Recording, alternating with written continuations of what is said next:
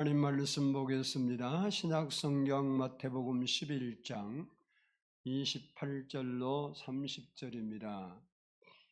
신약성경 17페이지입니다.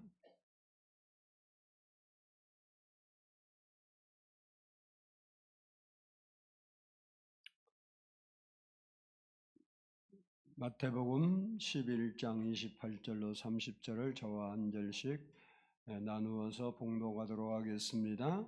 28절 봉독합니다. 수고하고 무거운 짐진 자들아 다 내게로 오라. 내가 너희를 쉬게 하리라. 나는 마음이 온유하고 겸손하니 나의 멍에를 메고 내게 배우라. 그리하면 너희 마음이 쉼을 얻으리니 이는 내 멍에는 쉽고 내 집은 가벼움이라 하시니라.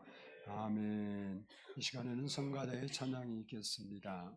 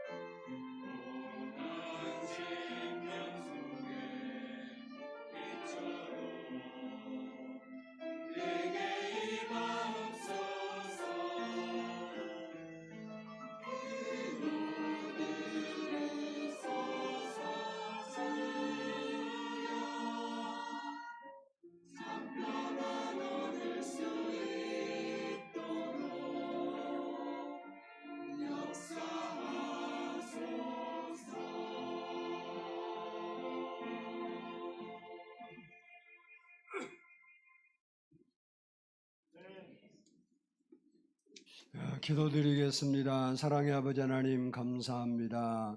오늘도 이렇게 주님 전에 나와 예배하게 하심을 진심으로 감사합니다. 아버지 하나님께서 오늘도 주 앞에 찾아나온 주의 백성들의 마음을 여시고 하나님 말씀이 우리 안에서 열매 맺는 시간이 되게 해 주옵소서. 주님 의지하고 주님 사랑하고 주님 바라봅니다. 주님께서 우리에게 말씀하시고 그 말씀이 우리 안에서 열매를 맺게 하시고 우리가 주님으로 인하여 소망이 넘치고 기쁨이 넘치고 감사가 넘치고 아버지 하나님 하나님께 영광 누리는 삶이 되도록 은혜를 부어 주시옵소서. 이 시간도 우리 모든 성도들의 마음을 주님께서 주장하여 주셔서 아버지 하나님 세상적인 생각에서 또 여러 가지 근심과 걱정에서 문제에서 벗어나서 하나님을 바라볼 수 있는 시간이 되게 해 주옵소서. 감사드리오며 예수님의 이름으로 기도드리옵나이다. 아멘. 할렐루야. 우리 옆 사람과 한번 인사합니다. 반갑습니다. 다시 한번 해요. 축복합니다. 사랑합니다. 따라서 하겠습니다. 너희를 쉬게 하리라. 한 사회학자가 현대 사회의 특징을 세 가지로 요약을 했습니다. 첫째는 콘크리트 사회입니다.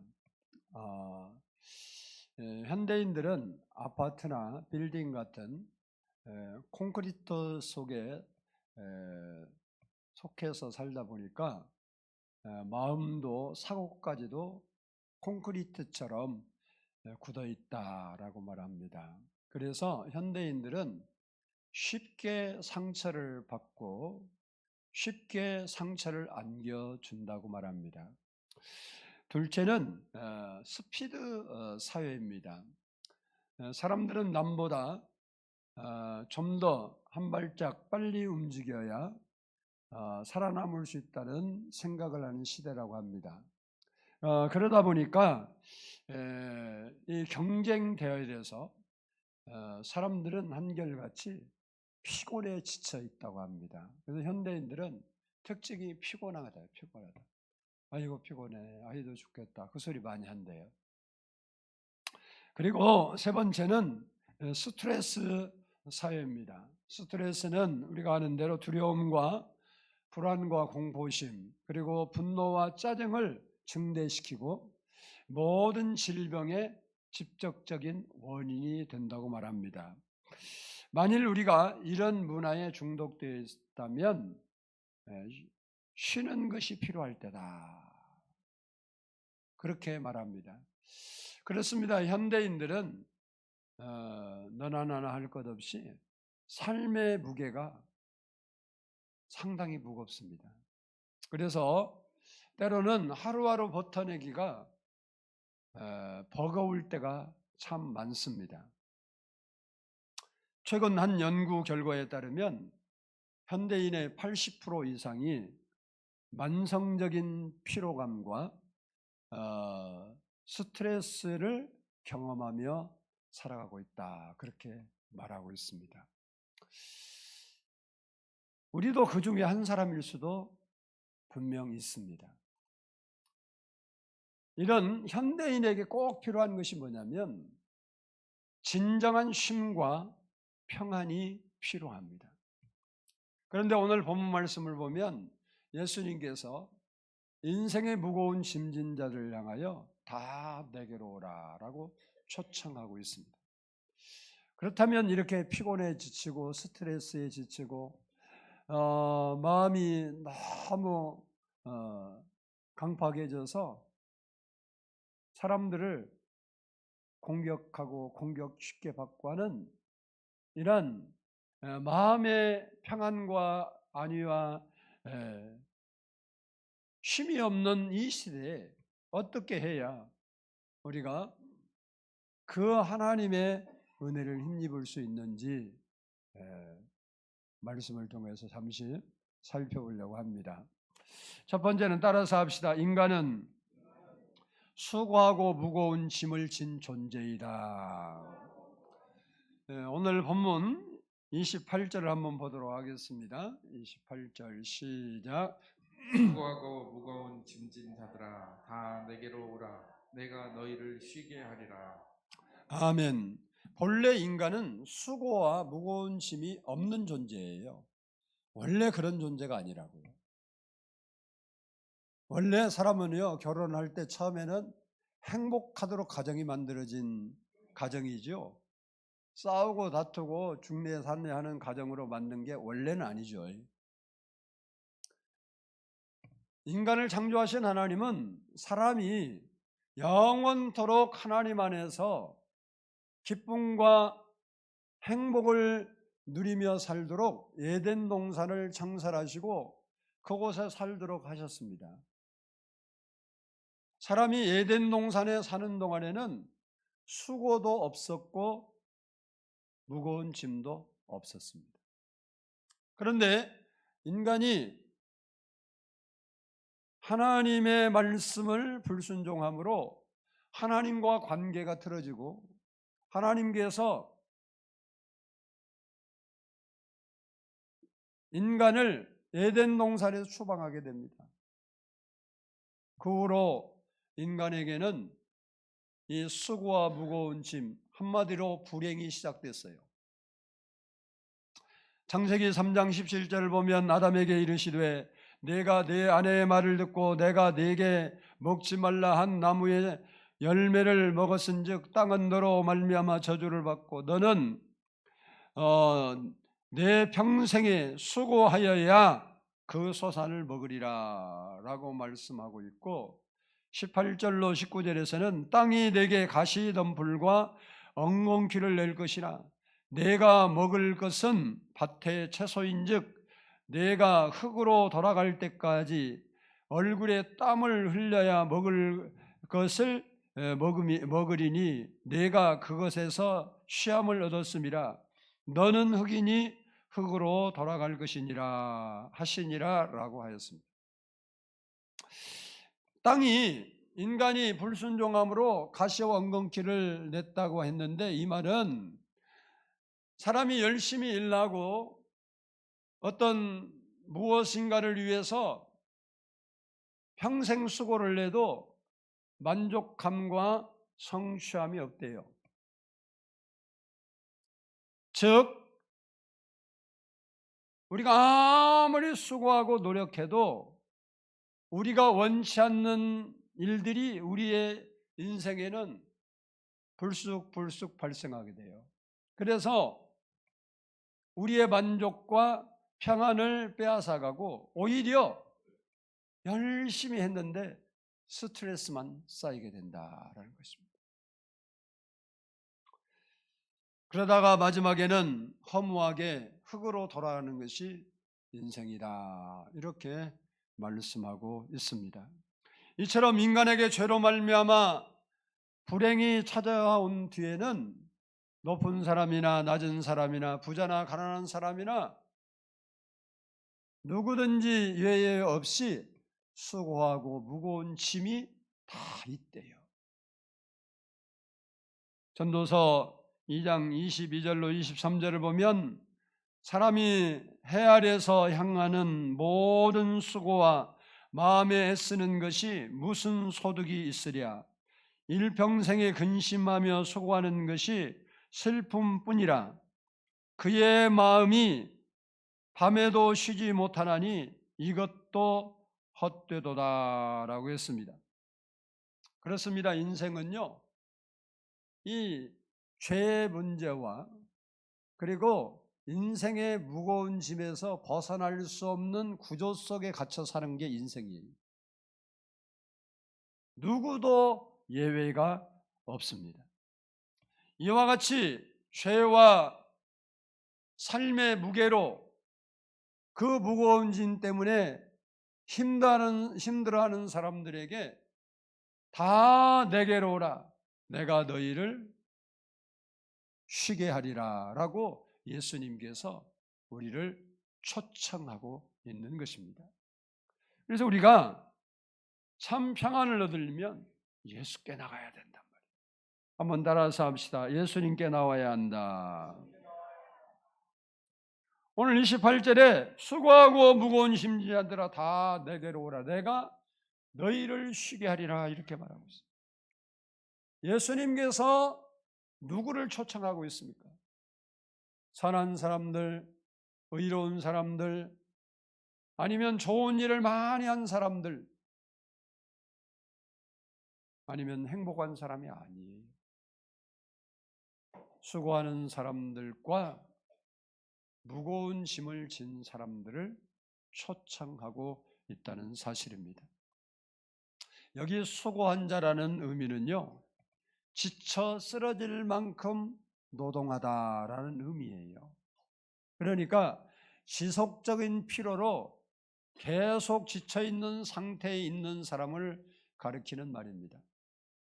그리고 무거운 짐을 진 자란 말은 무거운 짐을 이게 등에 진 채 계속해서 지쳐 있는 상태에 있는 사람을 가리킵니다. 즉 삶의 무게를 이기지 못하고 육체적으로는 지쳐 쓰러지고 마음에는 상처와 아픔으로 외로움과 두려움, 분노와 슬픔이 가득 차고 마음에는 안식과 평안이 없는 사람을 말합니다. 그런 사람을 향하여 예수님이 초청하고 있는 겁니다. 예수님의 초청에는 어떤 자격도 제한도 조건도 없습니다. 단지 피곤하고 지친 마음이 있으면 누구나 올 수 있는 초청이라는 것입니다. 직장 생활에 실패해 낙심한 사람들, 사업에 실패해서 절망하는 사람들, 자녀 교육으로 고민하는 사람들, 치열한 경쟁 속에서 지친 청년들, 그리고 건강의 어려움을 겪는 사람들, 이런저런 이유로 신앙생활에 피곤함을 느끼는 사람을 향해서 주님은 말씀하시는 거예요. 내게로 오라. 그 수고하고 무거운 그 짐을 내가 벗겨주시겠다라고 말씀하고 있는 것입니다. 우리가 이런 짐을 지고 주님께 오면 마치 부모가 사회에 나가서 세상에 나가 지치고 상처받고 와서 엄마 앞에 와서 울면 엄마가 그 딸이나 아들을 안아주면서 위로해 주시는 것처럼 하나님께서 예수님이 넓은 품으로 우리를 안아주시고 위로해 주시고 회복시켜서 평안을 누리게 하신다는 사실입니다. 예수님은 우리의 죄 문제와 인생의 무거운 짐을 해결해 주시려고 십자가에서 죽으셨고 부활하셨습니다. 그러므로 누구든지 예수님께 나오면 죄 문제와 인생의 무거운 짐을 해결받고 진정한 쉼과 평안을 얻게 되는 것입니다. KFC라는 그 창업자 커넬 샌더슨이라는 사람이 있는데 이분은 하는 사업마다 망했어요. 그래서 어떻게 좀 잘 돼봐야 되는데 하면 망하고 세상에 그런 사람이 있어요. 일만 치면 문제. 그러니까 아예 그 사람은 가만히 있는 게 도와주는 사람이 있어. 여기는 없겠지만 남편이 그런 사람도 많아요. 사업한다고 그랬다 홀랑 들어먹고 그러니까 부인은 아주 혼자 벌어서 먹기도 힘든데 남편까지 그 돼야 되니까 혜은이가 이혼했잖아요. 그래서 안고 빚 다 안고 이혼해서 더 이상 남편이 해내서 홀랑망하고 어떻게 해볼 수가 없으냐. 그때 제가 정확한 액수는 수십억을 쥐고 그래서 나이 들은 그 혜원이 그분이 권사님이에요. 예수 잘 믿는데 그래서 그거 막 노래 부르러 다니면서 그 빚을 다 갚았어요. 이 사람도 샌더슨이라는 사람이 하는 일을 사업마다 절망감에 빠졌어요. 그런데다가 아들을 잃어버린 충격 때문에 65세가 됐는데 65년 동안 맨날 말아먹었대. 맨날 65세가 안 된 사람은 말을 하지 말아요. 쫄딱 말아먹었다고 65세가 될 때까지. 근데 아들까지 죽어갖고 정신병이 왔어요. 본인 스스로가 여러분 살고 싶겠어요? 나라도 살기 싫을 것 같아. 그 정도 되면. 그래서 자신의 처지를 비관해서 목숨을 끊기로 결심을 하고 밤늦게 집을 나갔어요. 집을 나가서 이제 죽으러 가는데 어디서 찬송 소리가 들리는 거예요. 너 근심 걱정 말아라. 주 너를 지키리. 주 날개 밑에 거하라. 주 너를 지키리. 주 너를 지키리. 주 너를 지키리. 아무 때나 어디서나 주 너를 지키리. 늘 지켜주시리. 지금 근심 걱정 좌절 낭만 살 의욕도 없고 살 이유도 없는 그 형편에 딱 서서 죽으러 가는데 지켜주신다고 누가 찬송을 은하게 부르고 있는 거예요. 주 너를 지키리. 늘 지켜주시리.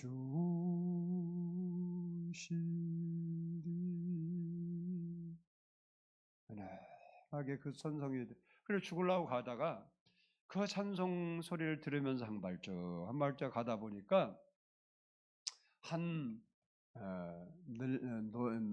나이가 들은 노인이 여자 한 분이 찬송을 부르고 있는 거예요. 근데 이제 가까이 가서 찬송 부르는 그 모습을 보니까 자기 마음이 갑자기 뜨거워졌어요. 그 찬송을 듣다가. 그래서 꿇어앉아서 기도를 했어요. 하나님, 이곳에도 계시는군요. 평생 예수님 없이 돈을 벌려다가 이렇게 되었습니다. 주님을 멀리 떠난 죄를 용서해 주옵소서. 저를 불쌍히 여겨 주옵소서. 그리고 기도하는데 기도선이 막 떨리고 통곡하기 시작했어요. 한참 동안은 울면서 회개하는데 이 커넬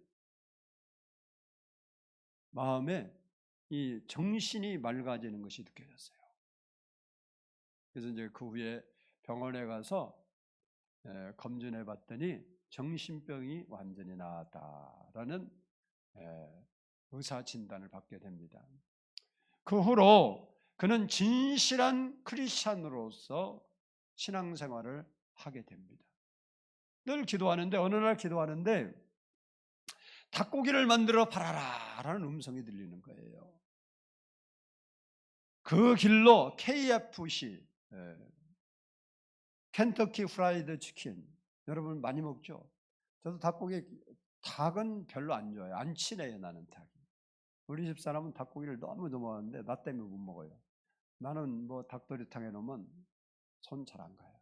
감자나 몇 개 집어먹고 말아요. 근데 뭔 잘 먹으냐? 프라이 치킨은 잘 먹어요. 우리 아파트에 치킨 장사가 와요. 일주일에 한 번씩. 한 2번 사 먹었는데 그것도 못 사 먹어요. 안 사줘요. 건강에 안 좋다고. 나는 그건 잘 먹는데. 근데 이걸 시작했는데 이제 돈도 없고 아무것도 없는 뭐 빈털털이잖아요. 사업망을 먹어. 그래갖고 우리나라 말은 포장마차 같은 데서 팔기 시작했어요. 불티나게 팔고. 불티. 몇 세에 시작했다고? 65세에 하나님의 도우심으로 74세가 되었을 때, 그게 1964년에 되었을 때 미국과 캐나다를 포함해서 600곳 이상의 프랜차이즈 지점이 생기고 확장되어서 크게 성공했어요. 그러나 그는 돈보다 예수님을 더 소중히 여기는 마음을 간직했습니다. 그래서 그 번 돈으로 가난하고 불쌍한 사람을 도와주었고 복음을 전하는 선교비로 수익금의 많은 부분을 사용을 했습니다. 그리고 미국 전역을 돌아다니면서 자기 삶을 치유하시고 회복시키신 하나님을 간증하고 다녔어요.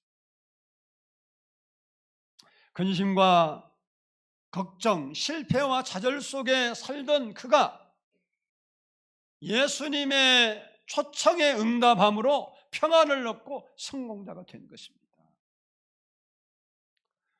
누구든지 예수님께 나가는 자는 회복과 평안을 얻게 되는 것입니다.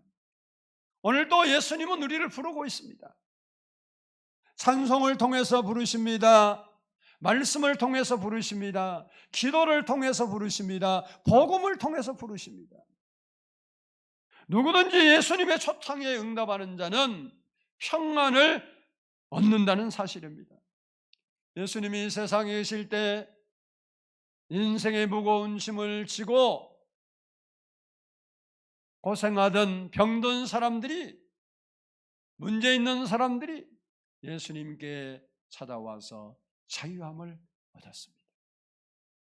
마태복음 4장 24절을 보면 그의 소문이 온 수리아에 퍼진지라 사람들이 모든 앓는 자 곧 각종 병에 걸려서 고통당하는 자, 귀신 들린 자, 간질하는 자, 중풍병자들을 데려오니 그들을 다 고치시더라라고 말씀하고 있습니다.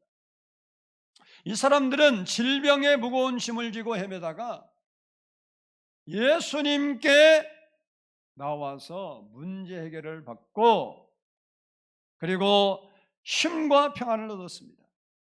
우리도 어떠한 무거운 짐이든 예수님께 가지고 나와야 됩니다. 그리고 기도하면 그 주님이 내 짐을 져주시게 된다는 사실입니다. 주님 앞에 죄의 짐을 가지고 올 때 죄 사함을 받고 질병의 문제를 가지고 올 때 고침을 받고 귀신 들린 자들이 왔을 때 노임을 받았습니다. 오늘 주님은 오늘도 내가 인생을 살면서 힘들고 고달프지 않니? 내게 와서 그 무거운 짐을 내가 맡게 하라. 그러면 내가 대신 져주시고 너에게 진정한 쉼과 평안을 주겠다라고 말씀하시는 겁니다. 19세기 미국 시카고에 한 성공한 변호사가 있었습니다. 그의 이름은 호레이시오 스패포드인데 그는 사업도 잘했어요. 아까 그 사람은 아주 하는 것마다 망해먹었는데 이 사람은 사업도 잘 되고 신앙도 좋은 사람이었어요. 사람들이 보기에는 부족함이 없는 삶이었어요. 그런데 그가 43세 때 이 시카고 북쪽 부동산에 투자를 했다가 그 해에 큰 대형 화재가 일어나 갖고 많은 재산을 잃어버리게 되었습니다. 그리고 그 화재 바로 직전에 급성 전염성 피부 질환으로 첫 번째 아들이 죽었어요. 이 엄청난 시련 앞에서 스태포드나 그의 가족들은 휴식이 필요했어요. 안정을 찾아야 돼요. 그래서 1873년 그는 아내와 4딸들이 있었는데 4딸과 함께 영국을 비롯해서 유럽을 여행하기로, 그래서 좀 안정을 찾기로 이렇게 계획을 세웠습니다. 하지만 그는 사업에 처리할 일들이 있어서 뒤에 합류하기로 하고 아내와 4딸을 먼저 유럽으로 보냈습니다. 그 가족들이 탄 여객선이 항해하는 중에 대서양 한 가운데에서 영국의 철갑선하고 정면 충돌을 하게 됩니다. 그래서 그 배와 그 배에 타고 있던 226명이 바닷속으로 가라앉았습니다. 그런 와중에 스태포드 딸들은 모두 배와 함께 잠겼고 어떻게 된 일인지는 모르는데 그 아내만 물 위로 떠올라서 구명정에 의해서 구조를 받았어요. 그의 아내가 혼자만 살아남았습니다라는 짤막한 첨보를 남편에게 보냈어요. 아무것도 없죠. 배에 홀랑 들어갔다. 그 소식을 들은 남편이 얼마나 힘들까 아내를 생각하면서 곧바로 유럽으로 향해 배를 타고 유럽으로 떠났습니다. 배에서 선장하고 이야기하는 도중에 선장이 스패포드에게 이런 말을 했습니다. 지금 이 배가 딸들이 잠긴 무리를 지나고 있습니다.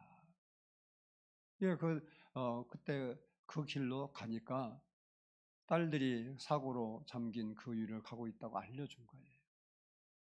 그때까지 애써 잠잠함을 유지하려고 노력했던 스태포드 마음에 커다란 파도가 치기 시작했어요. 선실로 돌아가서 아픔과 슬픔으로 밤새도록 하나님께 울부짖었어요. 주님, 누구보다도 내가 주님을 사랑했는데 어찌해서 그토록 큰 시련을 나게 주십니까? 그리고 밤새 여러분 생각해보면 얼마나 이거 깝깝한 일이겠어요. 새벽녘이 됐을 때 그의 마음 깊은 곳에 말로 표현할 수 없는 하나님의 임재가 임했습니다. 그렇다고 해서 슬픔이 사라진 것이 아니었어요. 딸을 잃은 아픔이 그대로 있었습니다. 그런데 그 입술에서는 평생 경험하지 못한 평강을 자기 입술이 고백하고 있었어요. 평안해, 내 영혼 평안해, 하나님의 뜻이 이루어지리라. 그리고 자기가 고백하고 있다. 그래서 마음에 떠오르는 그 내용들을 글로 적었어요. 그것이 찬송가 413장 내 평생에 가는 길입니다. 내 평생에 가는 길 순탄하여 늘 잔잔한 강 같든지 큰 풍파로 무섭고 어렵든지 나의 영혼은 늘 편하다. 내 영혼, 내 영혼, 내 영혼, 내 영혼 평안해 라는 찬송입니다. 우리 함께 드려보도록 하겠습니다. 413장입니다. 내 평생에 가는 길 순탄하여 늘 잔잔한 강 같으리 큰 풍파로 무섭고 어렵든지 나의 영혼은 늘 변하다. 내 영혼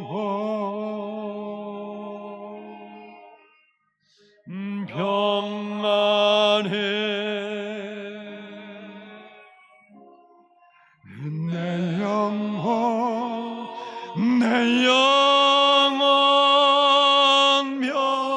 평안해. 저 마귀는 우리를 삼키려고 입 벌리고 달려와도 주 예수는 우리의 대장 되니 끝내 싸워서 이기리라. 내 영혼 평안해. 내 영혼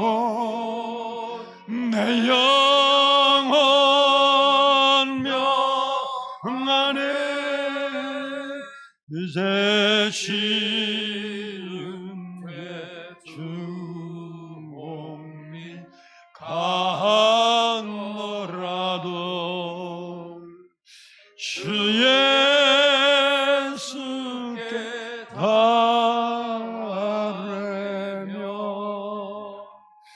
그 십자가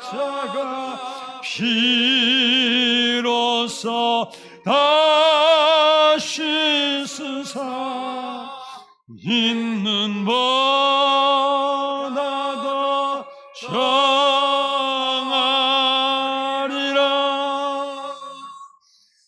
내 영혼 평안해.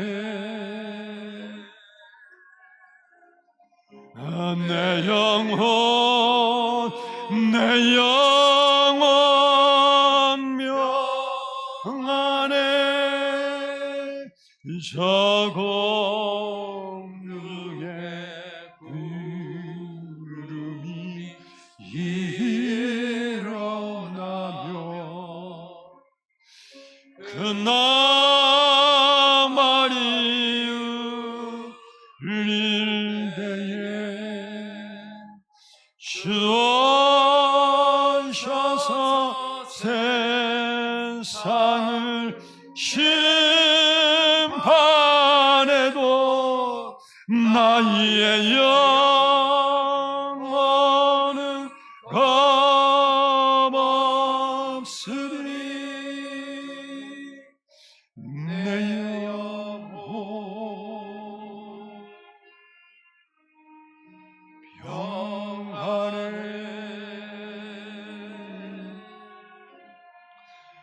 내 영혼 평안해.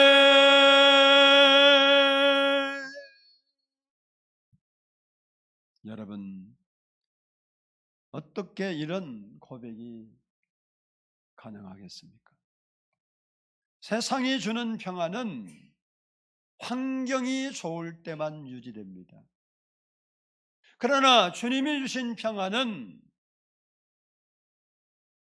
폭풍의 속에서도 흔들리지 않습니다. 그렇습니다. 주님 안에는 진정한 쉼과 평안이 있습니다. 주님이 주시는 평안은 세상이 주는 것과 같지 않습니다. 요한복음 14장 27절을 보면 평안을 너희에게 끼치노니 곧 나의 평안을 너희에게 주노라. 내가 너희에게 주는 것은 세상이 주는 것과 같이 아니하니라. 너희는 마음에 근심하지도 말고 두려워하지도 말라라고 말씀하고 있습니다. 근심하지도 말고 두려워하지도 말라. 세상이 줄 수 없는 평안을 주신다는 거예요. 그 평안에는 하나님께서 주시는 위로와 회복이 있기 때문에 우리는 근심하고 두려워할 이유가 없다는 것입니다. 여러분이 잘 아는 톨스토이가 55세 때 신학론이라는 책에서 이런 고백을 합니다. 잘 들어보세요. 55년을 살아오는 동안 15년의 소년기를 제외하고는 안식을 경험하지 못했습니다. 아니, 안식을 알지 못하고 살아왔습니다.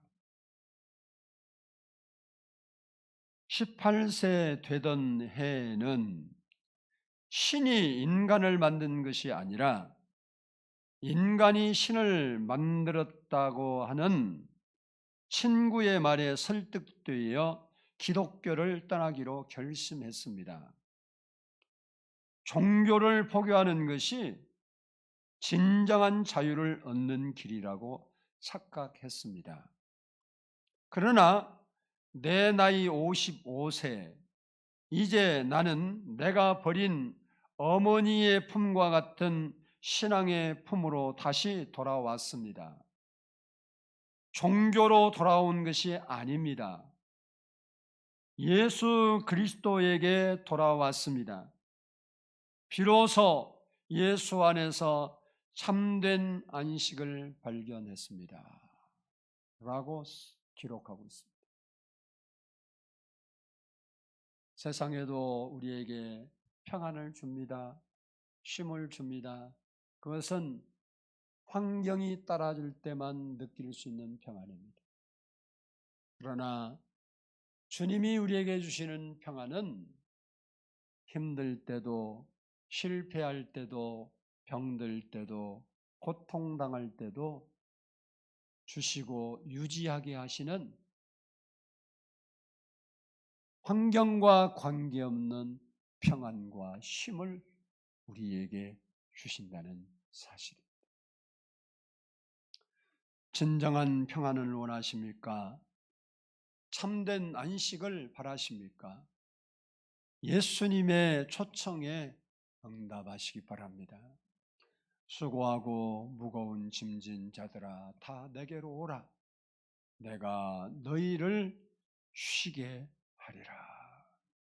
여러분이 어떤 무거운 짐을 지고 있든 그 짐을 가지고 주님께 나가서 기도하면 주님께서 위로와 회복을 주시고 참 평안을 누리게 해주시겠다고 약속하신 말씀입니다. 바라기는 주 안에서 참된 쉼과 평안을 누리며 사는 성도들이 되시기를 축복합니다. 기도하겠습니다. 사랑의 아버지 하나님 감사합니다. 오늘 또 저희가 주님 앞에 나와 예배할 수 있는 은혜 주시고 믿음 주신 거 감사합니다.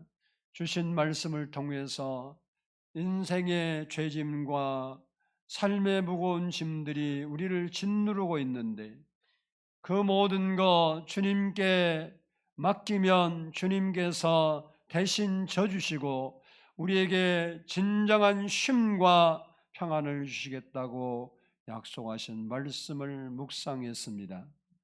늘 듣는 말씀으로 치부하지 않고 내 문제 하나님께 아뢰고 주님께 가지고 나가서 아버지 하나님 스태포드가 커넬 샌더슨이 부르짖어 기도했던 것처럼 주님께 기도함으로 주님의 주시는 평안과 응답을 받고 무거운 짐을 벗어내고 기쁨과 감사와 행복으로 주님을 섬기며 살아가는 모든 성도가 되도록 은혜를 부어 주시옵소서.